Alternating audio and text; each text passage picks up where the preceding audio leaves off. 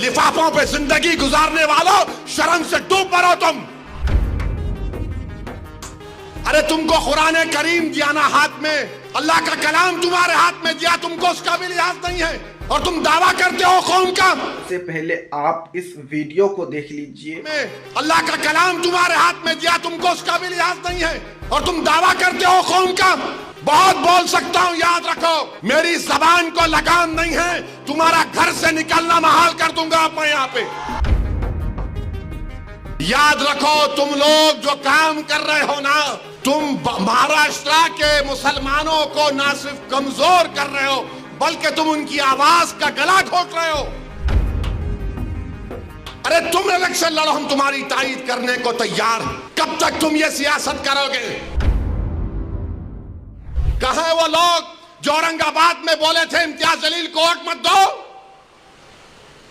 उस समाजवादी पैंडेट को दो बोले थे, अरे चेहरा दिखाओ औरंगाबाद के अवाम के सामने तुम। अरे लिफाफों पे जिंदगी गुजारने वालों, शर्म से डूब मरो तुम। मेरे घर को आए थे, मेरे घर को आए थे हैदराबाद को, बगैर बोले मेरे घर को आए। मैं वक्फ के बिल की मीटिंग में जा रहा था, पलट मेरा गार्ड फोन करा के साहब इतने लोग आए, मिला। घर पे आए तो मैंने कहा कि मेरा घर इतना बड़ा नहीं है, आप लोग 20 लोगों को ले लीजिए। 20 लोगों को बिठाया, वो बात करे मैं बात करा, लेटर लिख के दिए, इनको टिकट दो, मला मैं गौर करूंगा। फिर जाने से पहले मैंने अल्लाह के वली के अंग्रेजी कुरान का तर्जुमा जो तुर्की का छपा हुआ है, उसकी 4 कॉपियां इन जिम्मेदारों को दिया कि आप मेरे घर को आए, ये अल्लाह के वली की कुरान का तर्जुमा है। एक एक के हाथ में दिया तो औरंगाबाद जाके बोले हम घर को गए थे, हमारे को चाय तक नहीं पिलाए। अरे आप पहले से बोल देते तो नान खलिया खिला देता मैं आपको। मेरे को नहीं मालूम था कि तुम मेरे घर को खाना खाने आ रहे। अरे तुमको कुरान करीम दिया ना हाथ में, अल्लाह का कलाम तुम्हारे हाथ में दिया, तुमको उसका भी लिहाज नहीं है और तुम दावा करते हो कौम का। बहुत बोल सकता हूं, याद रखो मेरी जबान को लगाम नहीं है, तुम्हारा घर से निकलना महाल कर दूंगा मैं यहाँ पे। मेरे भाई इमाम शाफई मुफ्ती साहब बैठे हुए, इमाम शाफई रहमतुल्लाह अलैह का जमाना है।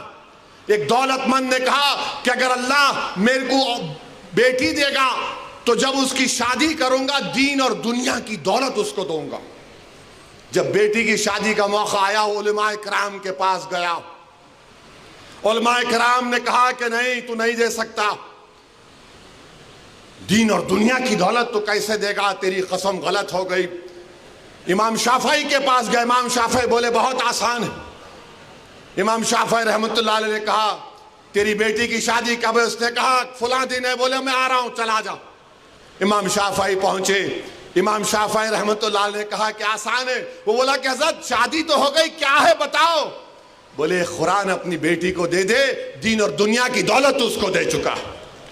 मैं उनको दिया, 4 कुरान दिया उनको और बोल के दिया कि आप मेरे घर को आए, मुझे पता नहीं है, मैं वकीलों की मीटिंग में जा रहा था, पलट कर आया आपके लिए, ये कुरान करीम का तोहफा आपको दे रहा हूं। अरे तुमको ओवैसी से मजलिस से नफरत है, मगर कुरान करीम की तो अजमत का तुम लिहाज रख लेते।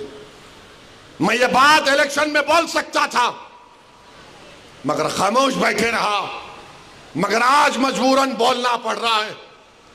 याद रखो तुम लोग जो काम कर रहे हो ना, तुम महाराष्ट्र के मुसलमानों को ना सिर्फ कमजोर कर रहे हो बल्कि तुम उनकी आवाज का गला घोट रहे हो। अरे तुम इलेक्शन लड़ो, हम तुम्हारी तायीद करने को तैयार। कब तक तुम ये सियासत करोगे? अस्सलामु अलैकुम वरहमतुल्लाहि वबरकातुहू। सबसे असदुद्दीन अवैसी साहब ने औरंगाबाद महाराष्ट्र में एक जनसभा किए और उस जनसभा में असदुद्दीन अवैसी साहब ने उन लोगों के बारे में कहा जिन्होंने कहा था कि महाराष्ट्र में अवैसी के पार्टी को कामयाब ना करना। जब मुसलमानों की हक की आवाज़ उठाने की बात होती है तो असदुद्दीन अवैसी साहब है, मुसलमान पर जुल्म सितम होता है, असदुद्दीन अवैसी साहब है, मुसलमानों की मस्जिद और दरगाहों पर बात उठाता है तो असदुद्दीन अवैसी साहब है हर जगह मुसलमानों का साथ असदुद्दीन अवैसी देता है। हमारे जमात में से कुछ लोग ऐसे हैं जो कहता है कि मुसलमानों की आवाज़ ना बने, मुसलमानों के लिए कोई आवाज़ ना उठाए।